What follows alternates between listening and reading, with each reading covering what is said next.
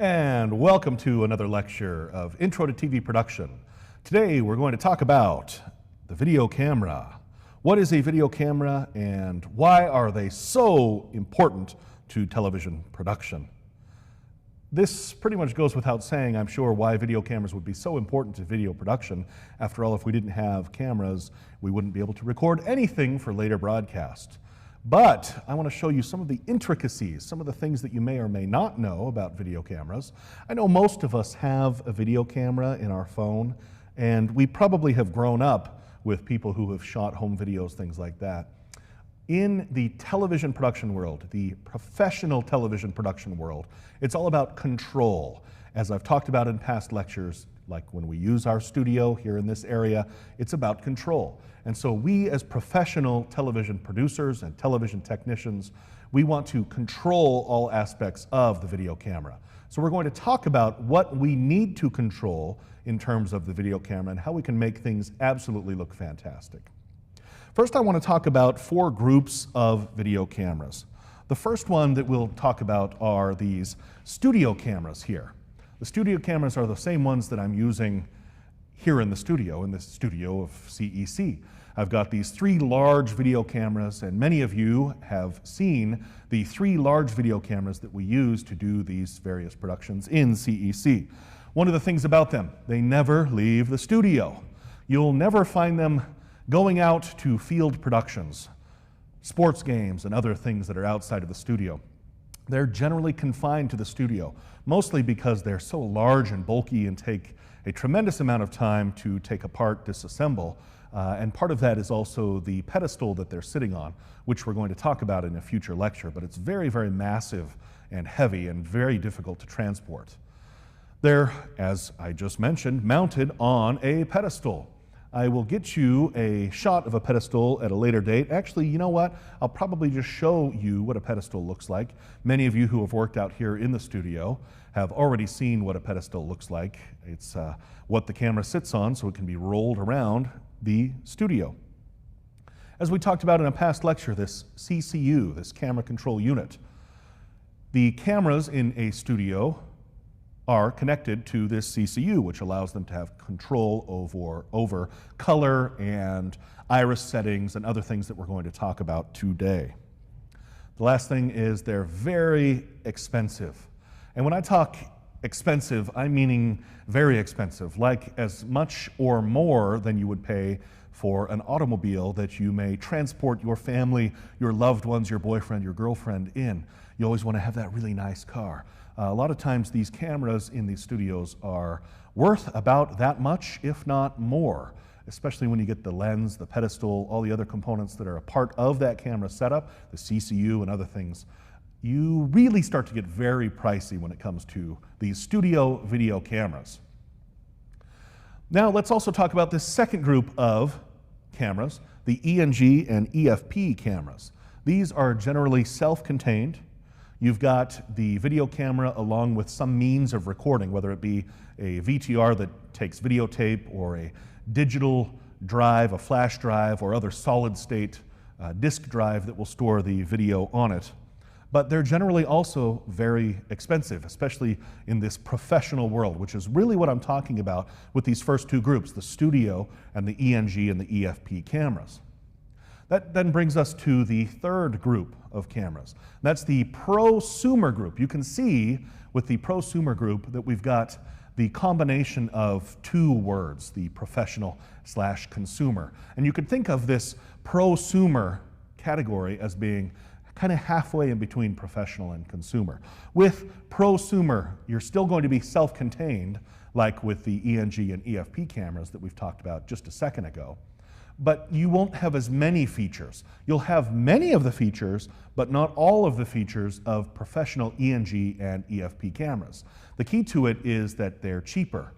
What you give up, though, is what I talked about at the beginning of this lecture, and that is control. You are a professional. You want control. And by allowing things to be cheaper, you're giving up some of these features that provide you with this control. They're becoming more accepted, especially in the professional world. It used to be that someone would say, oh, you got a consumer camera, it's not $80,000. It can't quite do what I can do with my very expensive, cool camera. And to a certain extent that's true, but I'll tell you, in today's world, these prosumer cameras are becoming much more accepted because they're so much cheaper. They're almost disposable compared to the other types of cameras from the past. That then brings us to these consumer cameras. With the consumer camera, you have something that's very easy to use, but you do not have manual control. And as I've said, it is all about control. With these consumer cameras, they're very, very cheap, which is the reason why consumers are generally looking at them and purchasing them, but you're giving up that control that you need. Now, you have a camera here. It's right in your pocket. I keep mine nice and handy right here in my pocket, right here close to my heart. But as you, I'm sure, are well aware, it's very, very lacking in any sort of control. It's really quite automatic. And we can debate on whether it's cheap or not. But you know, you just give up a lot of control. You don't have the ability to zoom. You don't have the ability to control a lot of the color characteristics and other things. I always recommend people, if they're going to use a camera from their phone, that they get an app that allows them this level of control, giving you as much control as possible so that you can make the picture look absolutely fantastic. Now, we need to move on and get a little bit theoretical here, because we need to discuss how these video cameras convert light into electronic signals that can be played back later. So let's go ahead and take a look at this nature of light. I talked about last time in a past lecture about these three colors. The primary colors are 1, 2, 3, red, green, and blue. The primary colors are 1, 2, 3. Okay, I won't sing it again. What we're talking about here is what's called additive color. Additive color are the colors that are involved in producing light, as opposed to subtractive color, which is what you're used to in terms of painting and coloring and using crayons and markers and all these things that are reflected light. That's subtractive color. So when we're talking about the nature of light in video production, we're talking about this additive color. And those primary colors are 1, 2, 3, red, green, and blue, or RGB.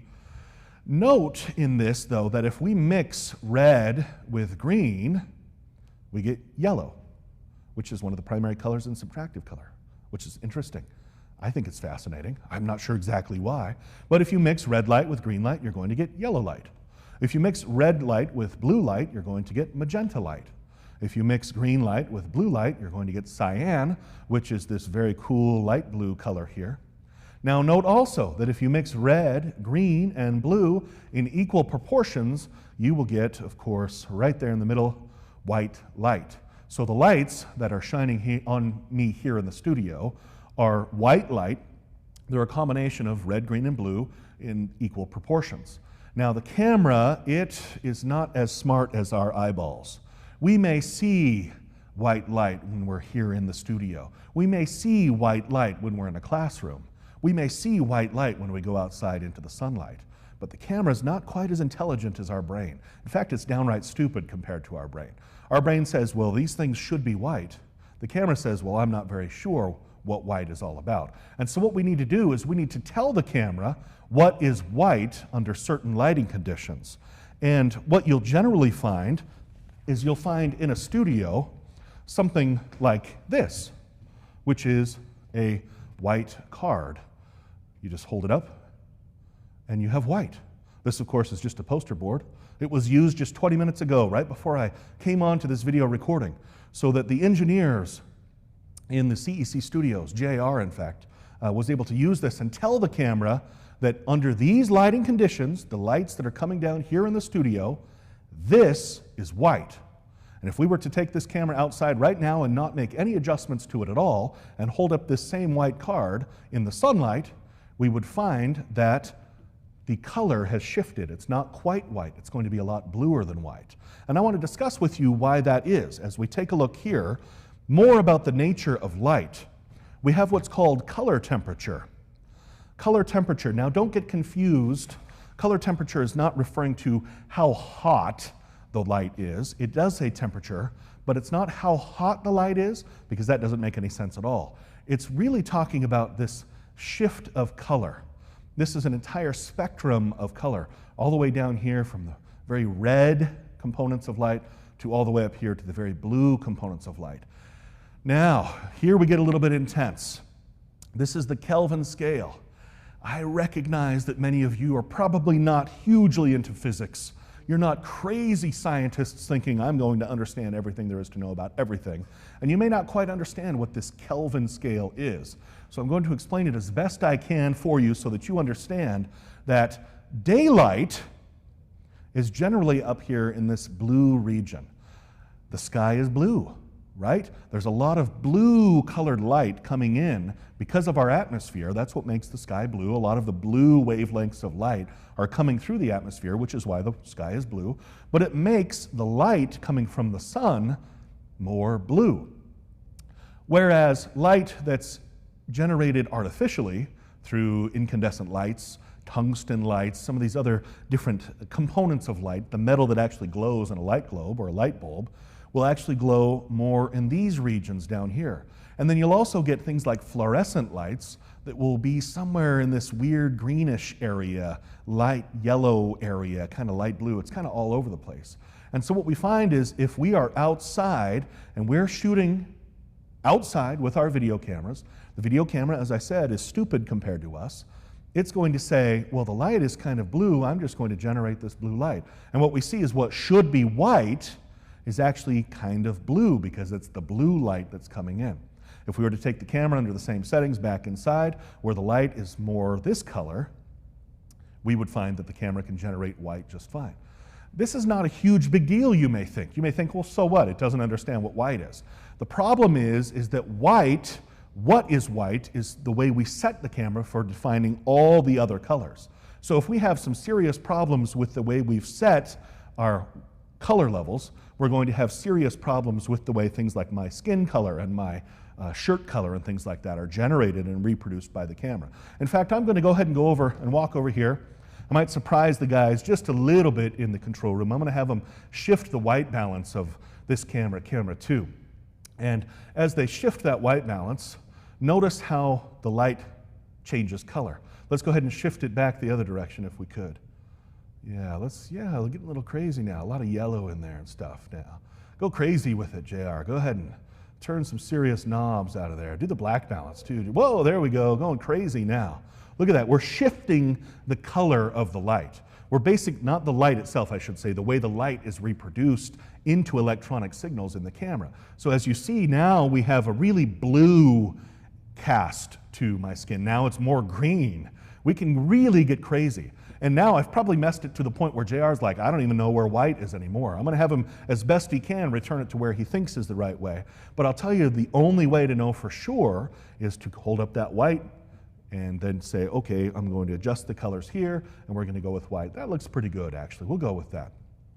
So with regard to the nature of light, we've got this Kelvin scale. This is a measure of essentially how much blue or how much red is in the light. I know it's difficult for you to read here. This right here says 5500 K, K for Kelvin. 5500 K, and then there's a little arrow down here to about this color of blue right here. 5500 K or 5600 K, that K stands for Kelvin. About 5600 Kelvin is the color temperature, or you could think of it as just the color of daylight. The light coming from the sun when you're outside and the sun's up. As the sun goes down at the sunset or sunrise, you'll actually see it getting a little bit warmer. And as we well know, when we look at sunsets, we're getting more orange, those colors of light coming through, especially on the clouds. And so you'll see a shift down this way. So depending on the time of day, it could shift a little bit, but generally in the morning, you're going to be somewhere in this area.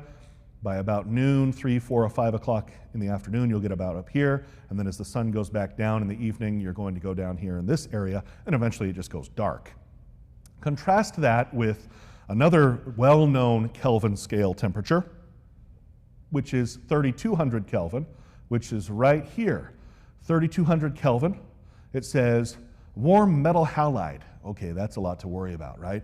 I'm not going to make you remember warm metal halide. What I do want you to remember is 3200 Kelvin is indoor light. It's kind of an average color temperature of the lights that are generated inside, whether it be inside our homes, inside the studio, and so forth. There's really those two color temperatures that I want you to know. 3200 Kelvin, which is indoor light, and 5600 Kelvin, which is outdoor light. 5600 Kelvin outdoor, 3200 Kelvin indoor. If you can remember those two, you'll really come close to where you need to go as far as color temperature is concerned when you're setting up the video camera.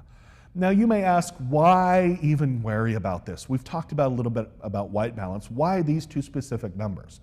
I'll tell you that a lot of professional video cameras will have specific filter settings depending on whether you're inside or whether you're outside.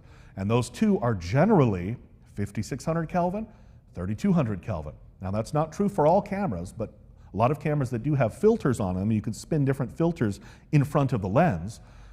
If you're outside, 5600 Kelvin. If you're inside, 3200 Kelvin. So that's what's really important about this color temperature scale. That's really the nature of light. That's the basics. You've got the colors of light, RGB. You've got the way these color temperatures are represented, or the colors are represented, using this Kelvin scale with the two, 5600 Kelvin and 3200 Kelvin being the most important.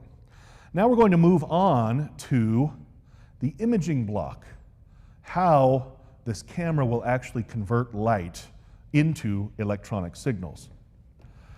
What I want you to imagine, if you will, is my face right about here, where my eyeball is right now. There it is. My eyeball is like the imaging device of the camera. And as we see, light is coming in. It comes in through the lens of the camera. The lens directs that light right here onto the imaging block, which you could imagine is just like my eyeball. The camera's eyeball is back there, back behind the lens. You'll have light coming in, directed by the lens, and then you get an image projected on the imaging device, that eyeball of the camera. Some of them may have this filter. I'm not too worried about you being, I don't care if you understand that.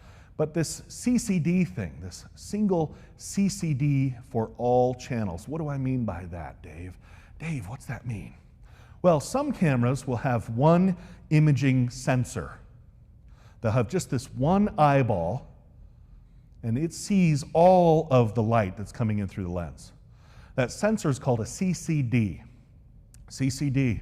Wow, your bells are going off, right? Ding, ding, ding, ding, ding, ding, ding. There's another acronym. Yep, it happens all the time. Every single time we do one of these lectures, Dave comes up with another handful of acronyms for us to remember, and there's another one he's going to make us know. Yeah, it's true. Totally. Hey, I know them. You should know them too, right? The CCD stands for Charge Coupled Device. Charge Coupled Device. I don't have it in text. I should. Charge Coupled Device. That's what that CCD stands for. It's essentially the imaging sensor, the eyeball of the camera, the thing that actually takes the light and converts it into electronic signals. In this single CCD camera, you've got one of them, one CCD for all of the channels of light. Now I want to contrast that so that you understand what the channels of light are that I'm referring to.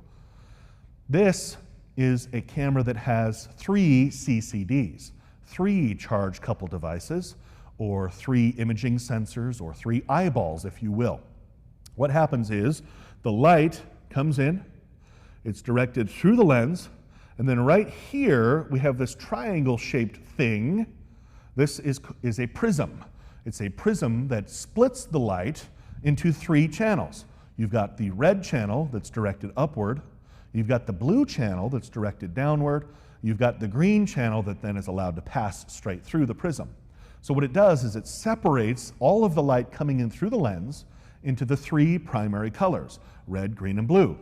Red goes up to this CCD, blue comes down to this CCD, green then is projected onto this CCD. You've got 3 CCDs, each of them handling 1/3 of the amount of information in the picture. One for red, one for green, one for blue. Now, think about this one, a little pop quiz. Which has higher quality in terms of its ability to reproduce video signals? The one that has only 1 CCD for all of the colors of light, or the one that has 3 CCDs, like having 3 separate eyeballs all seeing 1/3 of the picture? I'll give you 2 seconds to think.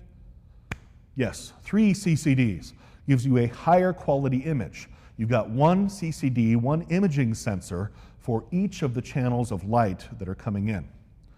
That's one way that you can get higher quality in terms of your video cameras.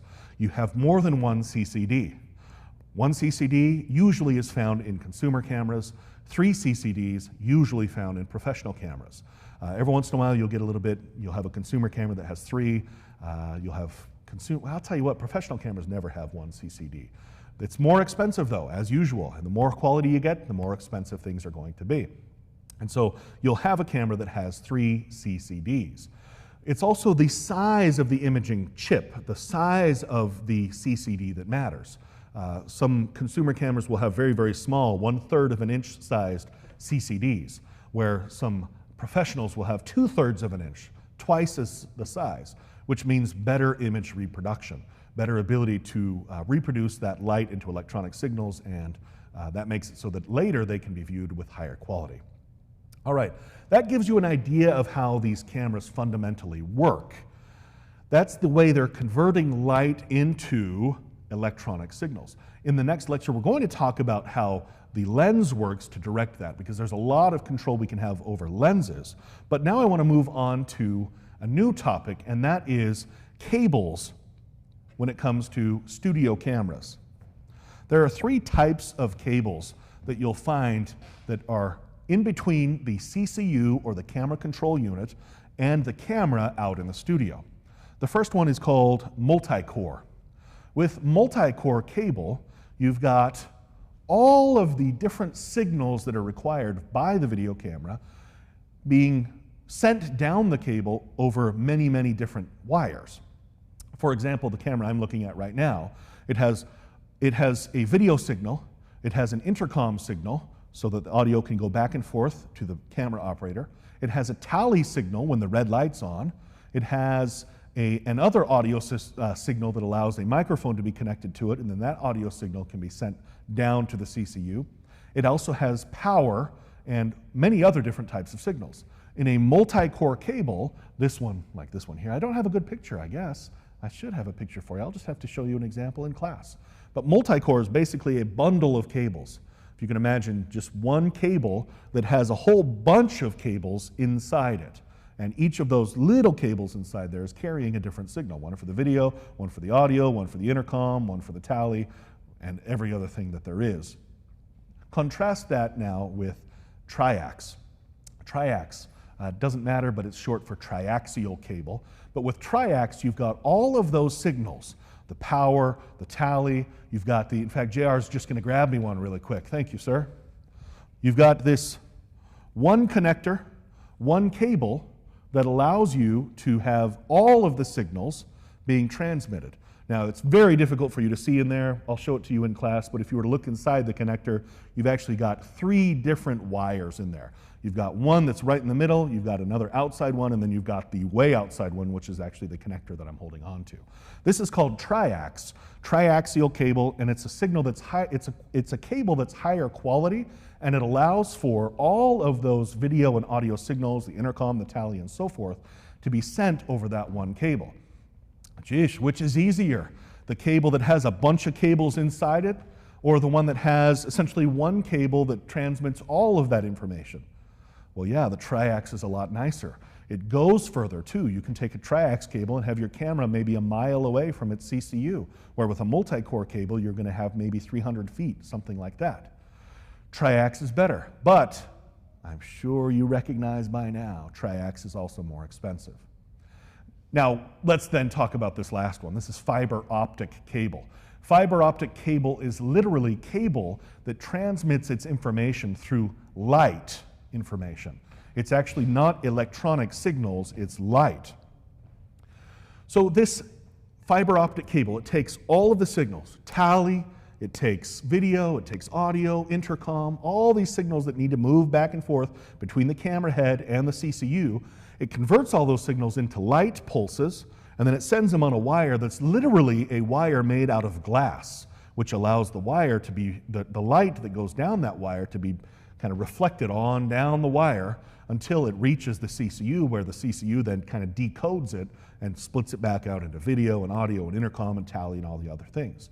Fiber optic is very cool. You can go miles and miles and miles away from the CCU with the camera head and not have any noticeable loss in quality of picture. So we've got three different kinds of cables. We've got multi-core, we've got triax, we've got fiber optic. Which is the nicest? Well, of course, fiber optic.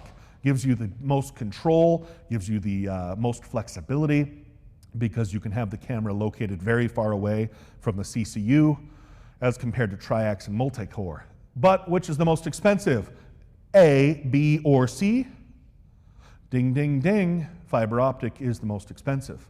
It is literally a wire or a cable made out of glass, fiber, and it's also a little bit more fragile if you think about it, but it's more expensive. So multi-core, not the best, but you can get away with it for short runs. Triax is much nicer, but more expensive. Fiber optic, even nicer, and the most expensive of all. I've talked a lot about this CCU, this camera control unit. I mentioned that a lecture or two ago as well. Taught you about the acronym.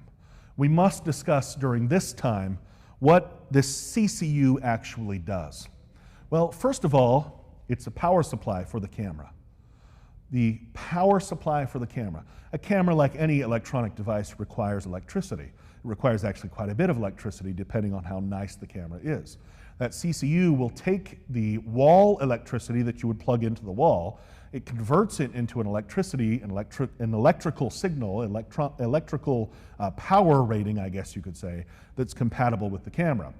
And then it will send that power down through the multi-core or through the triax or through that fiber optic cable, and it will power the camera so that you don't have to, on the camera head end, plug the camera into an outlet. That seems kind of no fun, right? You send a cable that has all this information on it, then you have to plug the cable in on the other end, plug the camera in. That would be no fun. So the first thing the camera control unit, or CCU, does is it provides power for the camera head. With triax, that power is actually 160 volts of direct current, 160 volts, which is actually quite a lot of voltage. If you happen to see a triax cable, which is the ones we use here at the Community Education Channel, if you see a triax cable that's damaged, I want you to not touch it. In other words, if you can see the metal strands of cable instead of the rubber that should be housing that cable, I don't want you to touch it. I want you to notify me or one of the engineers here at CEC, because I don't want you getting zapped. Now, there's some protections that the CCU will do to make it so that people don't get electrocuted, but we always want to be safe when we're working with this equipment, right? So yeah, 160 volts of direct current being generated by the power supply in the camera control unit. The other thing that a camera control unit, or CCU, does is what's called multiplexing. With multiplexing, you've got all of these different signals that I talked about earlier. You've got the intercom, you've got the video output, you've got the return video, which is the program video that's being sent back to the camera so that the camera operator can see what is currently being shown on program. You may not understand why exactly you may need that, but it's important for camera operators to see what's currently on program. It also provides GenLock video. We're going to talk about what GenLock is in just a second.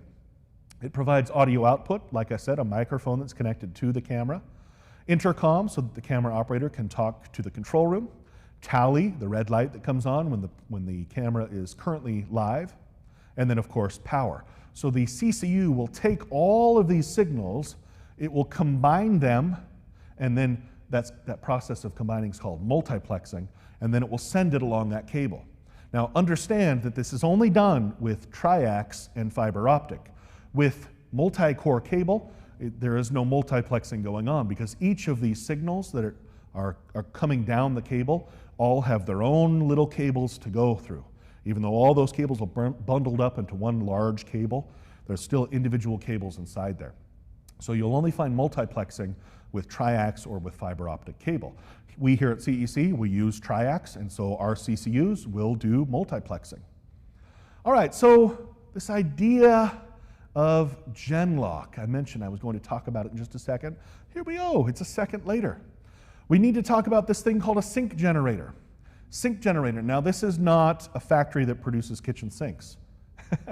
This is a joke, yeah. Sync generator, a factory that produces syncs. Okay, yeah. It produces sync. It's basically, sync is a crystal controlled, meaning that it's very, very, very nice. It's very, very nice and solid. It's a beautiful video signal. A lot of times it's black, but the video signal is very, very, very nice.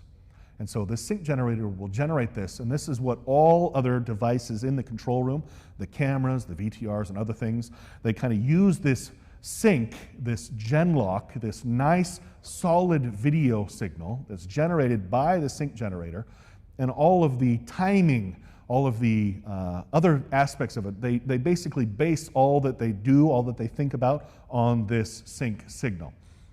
I'm going to talk about what GenLock is on the next slide. But that's another thing that it does. It'll make more sense if it doesn't quite just yet. The other thing a sync generator will do is it will generate test patterns. This is a test pattern. This one is called color bars.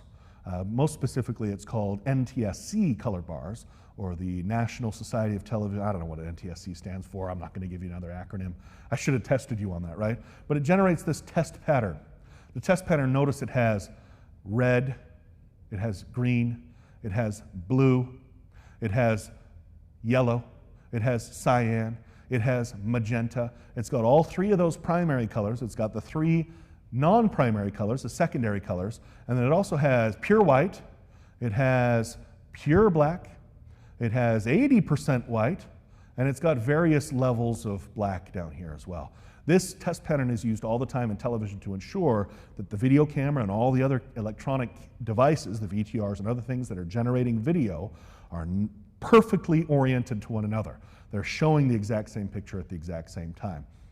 And this sync generator, this crystal controlled solid video signal, is used to GenLock cameras.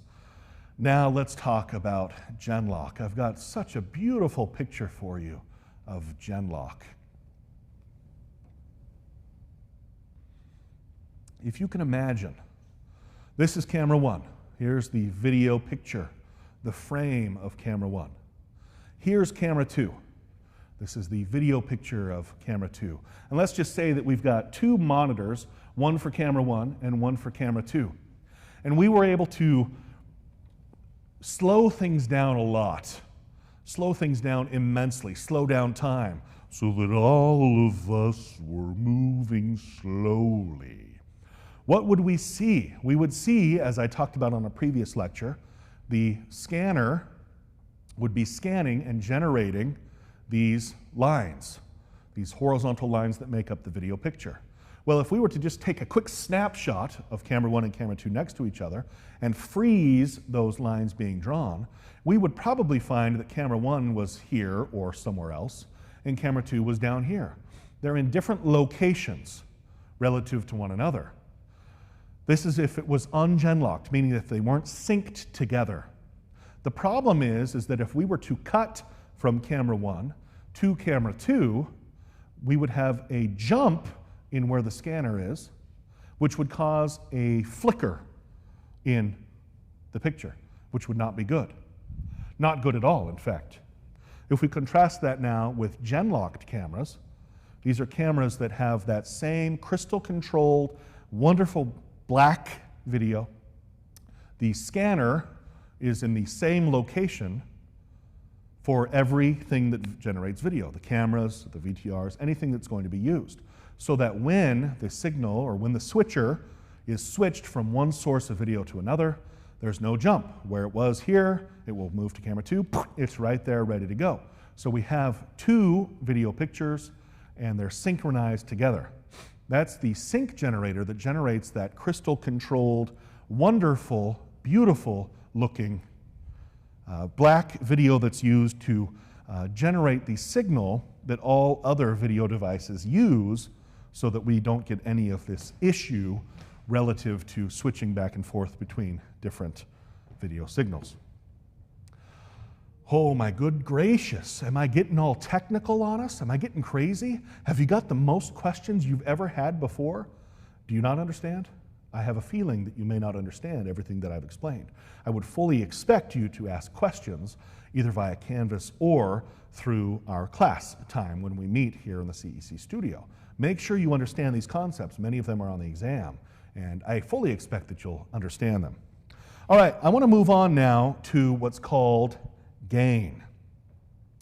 Gain is literally electronic amplification. You actually have the electronic signal that's generated by the camera being amplified somewhere else other than the camera. Electronic amplification, or gain, is measured in dB. I will tell you it stands for decibels, but you don't have to worry about that. dB. You may see +3 dB or +6 dB, which is more gain. You've got 3 dB, 6 dB, 9 dB, 12 dB, 15. There's lots of dB values for gain. The higher the number, the more gain. The problem with gain is, or what it does, I guess you could say, is it makes the picture brighter. And this is very good when you have low light. If the iris is wide open, the lens is allowing as much light through as possible, but there's still not enough light to generate a decent signal, you're going to have issues related to the picture looking bad. So you could use gain. It will amplify the signal, make it brighter. The issue is it will also cause what's called noise, which is kind of dirty picture. All right, here's a picture of gain. So here's just this nice photo. If I put 3 dB of gain in, notice that the image got brighter. If I put 6 dB of gain in, it gets brighter still. The issue is, and I'm sure it's very difficult for you to see on that, the issue is that it provides more noise as well. I'm going to try an experiment here too. I'm on camera 1 now, and I've asked JR to use the CCU in the control room and add some gain. So go ahead and do that, JR. As you can see, it's all brighter. My shirt is even overexposed. Some of these areas are overexposed. So one of the benefits of gain is it will make the picture brighter. Let's go ahead and put in more gain. If you, yep, there's more. Now it's even overexposed horribly. It feels like I'm on the surface of the sun. And let's put in a bunch of gain now. That's all of it. That's all the gain we've got. It's hard for me to see from this distance whether you can see the noise that's generated inside there too. Let's go ahead and close the iris just a little bit while you're in there, JR, to fix the exposure. And maybe drop the gain out and fiddle with the exposure a little bit. Maybe we can see a difference in the amount of noise in the picture. It may be impossible based on this being a streaming video, but you get the idea. You get better, more light, I should say, especially in low light. If I was to turn the lights down in here, we could increase the gain and we could probably pull off a decent exposure, but the issue is you end up with more noise in the picture. I always tell students, I say, imagine that TV show Cops, where they're always out there with the police officers. They've got whatever lights available to them. Sometimes they have a light on the camera, but they can't use it, and so they'll just have that light off and they'll just increase the gain. You'll see really, really grainy, dirty looking, flickery things on the screen, but at least you can see what's going on. That's gain. All right, let's move on to another concept then, and this is shutter.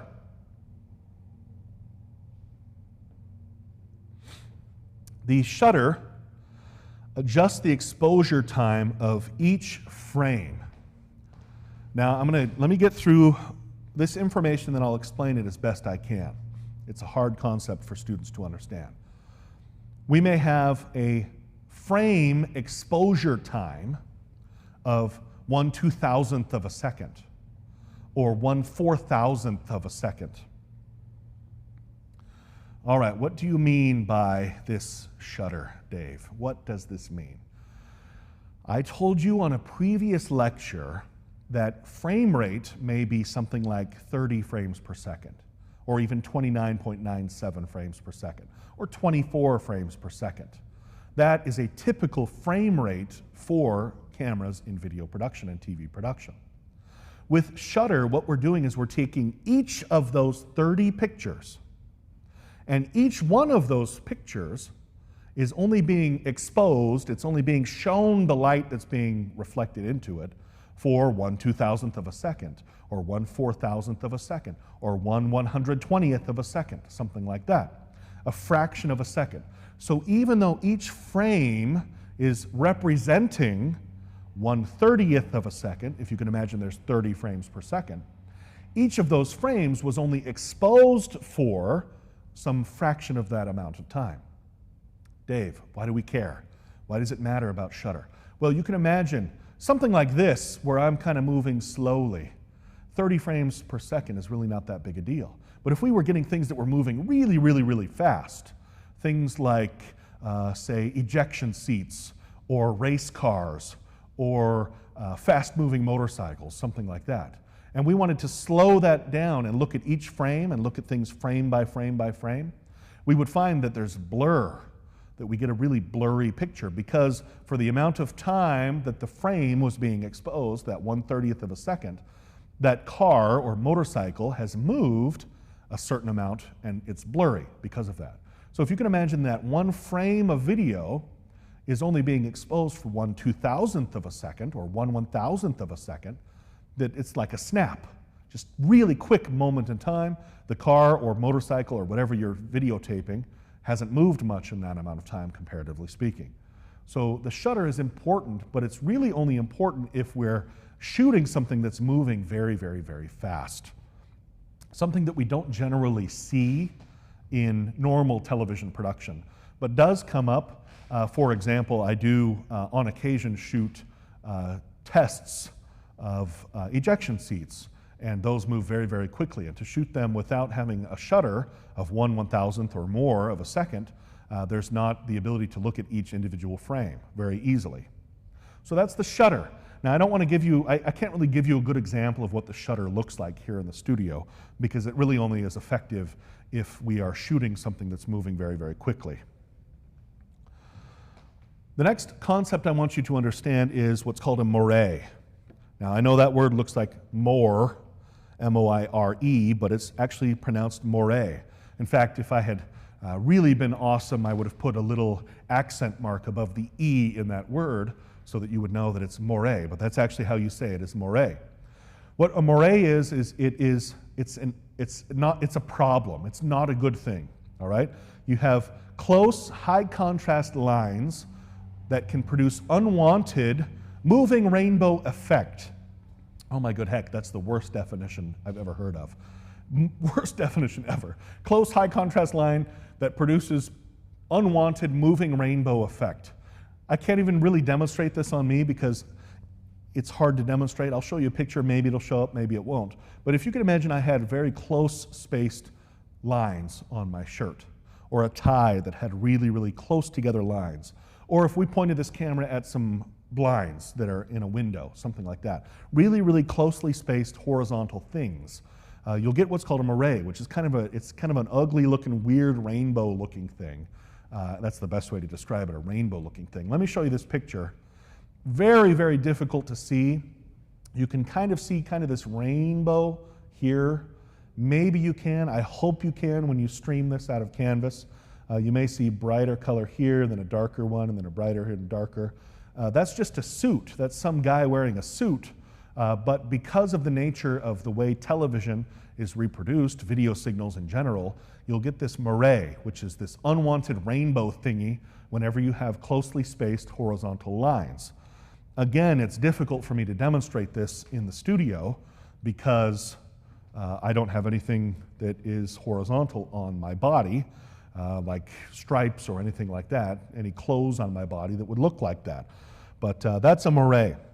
We'll see if we can demonstrate this next time you come into the lab. One thing I can demonstrate for you is something called black level. I have a picture here I'll show you first, and then we'll go on to camera and I'll show you what black level looks like as far as the camera. This is that same picture we talked about earlier. Now with black level, we're talking about the darkest parts of the image. Notice this man's suit. As I switch to this, the suit gets darker, it gets blacker, and even their hair gets a little bit darker as well. The darker areas get darker. So if we look here, this is the original image, and here's with the black level increased or decreased. Original, notice the suit, There's the original, there's with black level decreased, and so forth. All right, I'll show you what this looks like here in the studio. I'm going to have camera 1 come up, and then JR, let's go ahead and decrease the black level.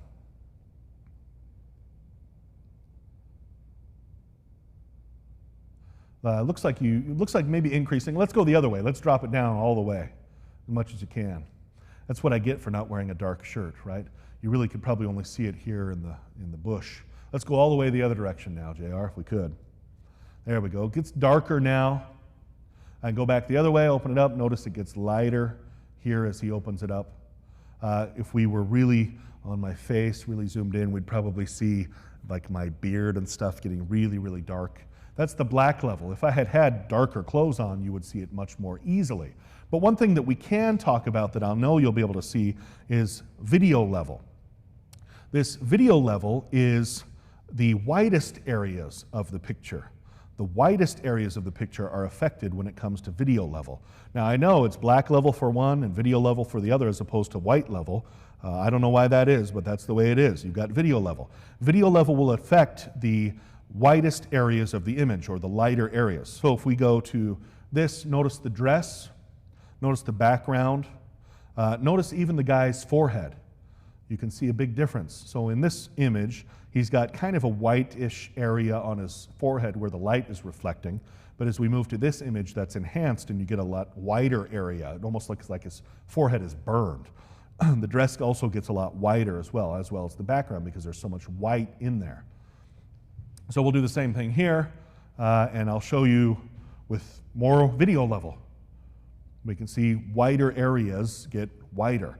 The same thing with the computer, my shirt, and so forth. Let's drop it down quite a bit. You can see that even the areas that would normally just be kind of medium are really dark, and my face is really dark as well. So there's a lot of control that way. The white level and the black level, you can imagine, as those things are shifted back and forth, we can really, really adjust what the picture looks like. And so what we want to do as professionals is we want to understand that we can have control over the picture. We can have control over the color. We can have control over the video level, which is essentially like brightness. We can have control over the black level, which is a lot like contrast. It affects the contrast quite a bit. We have control over gain. We have control over shutter, or shutter speed, as it's sometimes called. It's all about control when it comes to the video camera. You, in this class, are going to learn a lot about these video cameras. We're going to experiment. We're going to talk about how to tell the camera, this is white. We're going to talk about how to tell the camera, this is the proper exposure, this is the proper brightness, this is the proper contrast, the proper video level, the proper black level, and so forth. We will learn that in this class hands-on. So understand the concepts as best you can, and then we'll talk about it when we get into class. Now this brings us to the last thing that I want to talk about. This is as good a time as any to discuss what are called connectors. These connectors, I can really only show you pictures of them, and as best you can, you need to recognize these. These will come up on not only exams, but as you participate in lab activities, you'll be required to fetch specific cables, and you know what kind of cable it is based on this connector. The first one we're going to talk about is one of the most common video connectors in television. This is called a BNC connector. A BNC connector. Oh, another acronym, I know it. This one I don't care if you know the acronym. It's British Naval Connector, it doesn't matter. But you do need to recognize BNC connector. The BNC connector, what it does is it has this kind of screw component to it. It has here's the center pin right here. This is called the sleeve around the outside.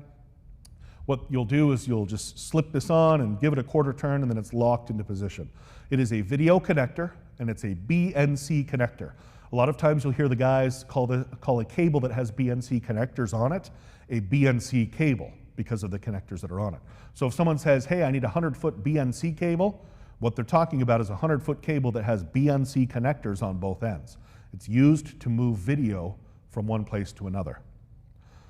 The next one is also a video connector. This is an SVideo cable. This is a male, this is a female.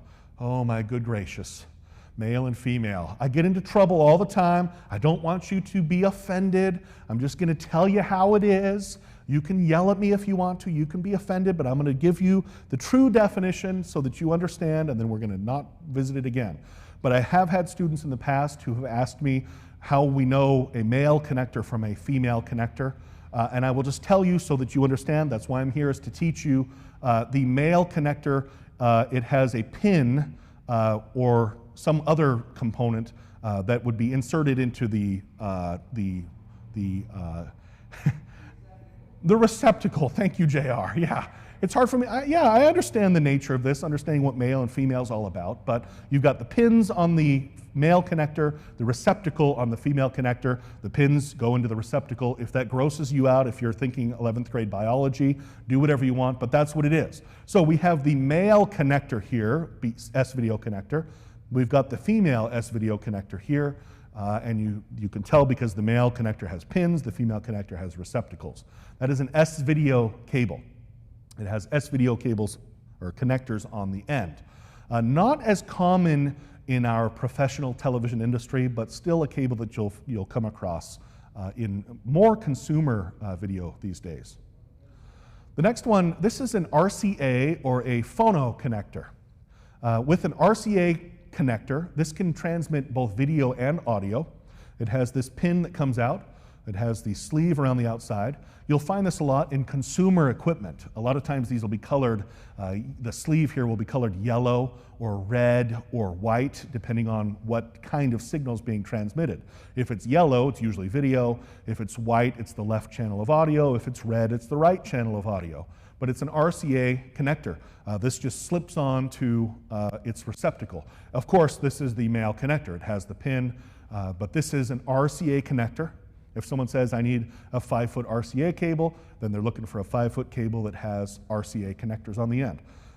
You do, on occasion, hear this called a phono connector, although not very common in the professional world. All right, XLR connectors. We're moving on now into fully audio connectors. That RCA cable, the last one, could have been either video or audio. The XLR connector generally is associated with audio. XLR, another acronym, neutral left and right. You don't have to know that. Just understand that this XLR connector is something you'll use with audio most generally. All right, pop quiz, which one's the male, which one's the female? XLR connectors do confuse students on occasion as far as male and female, because it appears to many people that this right here is essentially a large pin, but in reality it is not. They might say that's the male connector.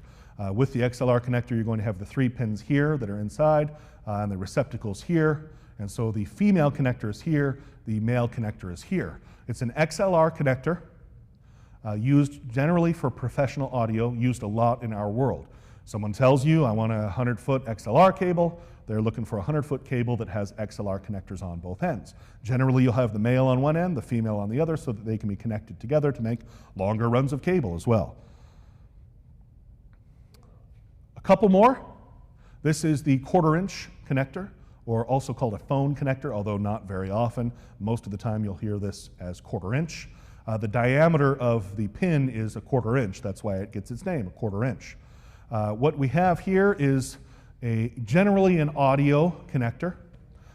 It can be 3 different signals running along there. You can see there's 3 different bits of metal here that are separated by this plastic area. So there's 3 different elements of electricity that are going along this cable. But what you need to know at this point in our television career is that this is a 1/4-inch connector. You can tell it's 1/4-inch because the diameter of the pin is a 1/4-inch. And of course, this is the male because it is a pin as opposed to a receptacle. And lastly, this is the 1/8-inch connector, also called a mini or a headphone connector. This one you're very familiar with. This is how you plug your headphones into your iPod, right? And so you have the 1/8-inch, the pin here, the diameter of the pin is 1/8 of an inch. You can imagine now, if you've never seen the 1/4-inch connector, it's twice the diameter of your headphone connector. But very typical in headphones, most especially, but you'll also see it in other small-scale audio devices. That is the 1/8-inch or the mini or the headphone connector.